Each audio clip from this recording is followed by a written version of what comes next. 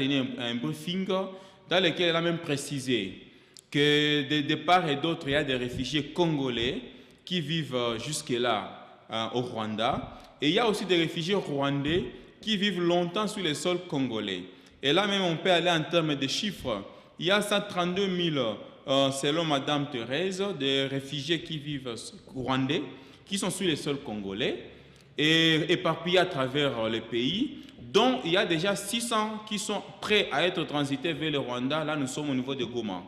Et pour la RDC aussi, nous avons plus de 135 réfugiés qui sont encore au niveau du Rwanda et qui ont fui plusieurs guerres depuis les années 98. 135 seulement. 135 qui sont identifiés par les HCR. Là, nous ne parlons pas de politique comme pays. Okay. Là, nous parlons de droit international humanitaire.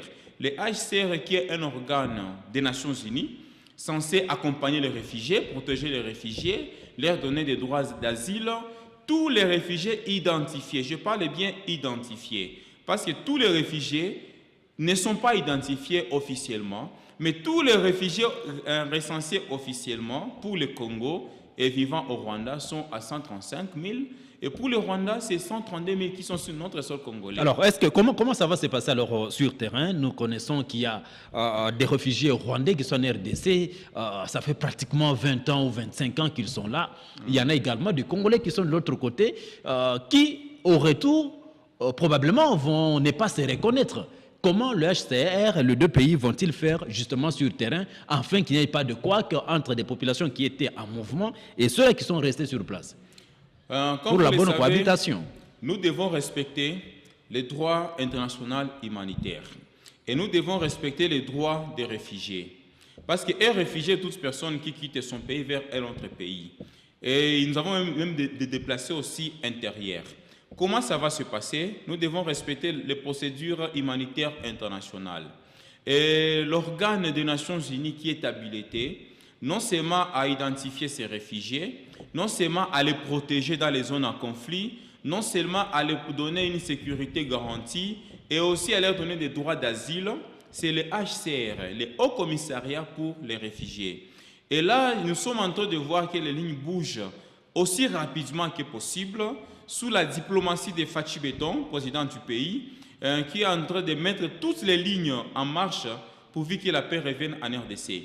Et dans les accords que nous avons signés, comme on l'a dit tantôt à Doha, que ce soit aux États-Unis, il y a eu les retours volontaires des réfugiés, que ce soit congolais et rwandais. Ça va se passer comment? Ces réfugiés sont déjà identifiés.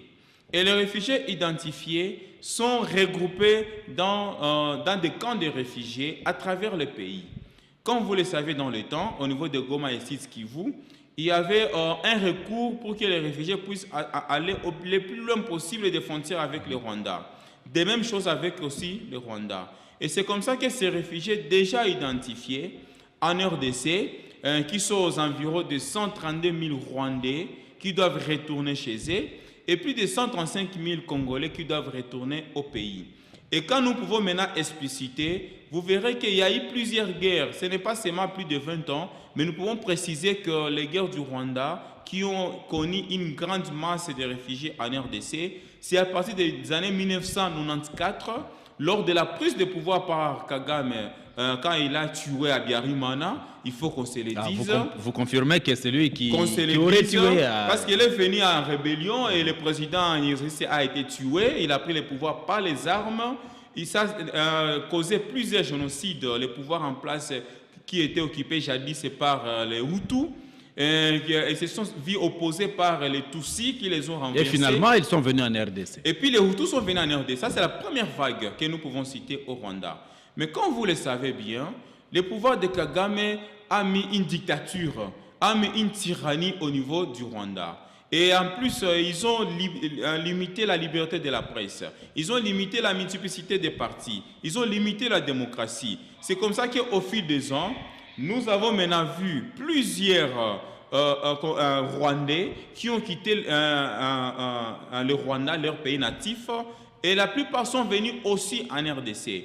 Parce que les réfugiés rwandais ne sont pas seulement en RDC. Mais vous savez monsieur Bienvenu, que ce n'est pas la première fois que le HCR puisse procéder à ce genre de pratique. Généralement, du côté rwandais, lorsqu'on rapatrie plus de Rwandais, demain après demain, on les voit encore retourner sur le sol congolais. Cette fois-ci, c'est quoi la différence?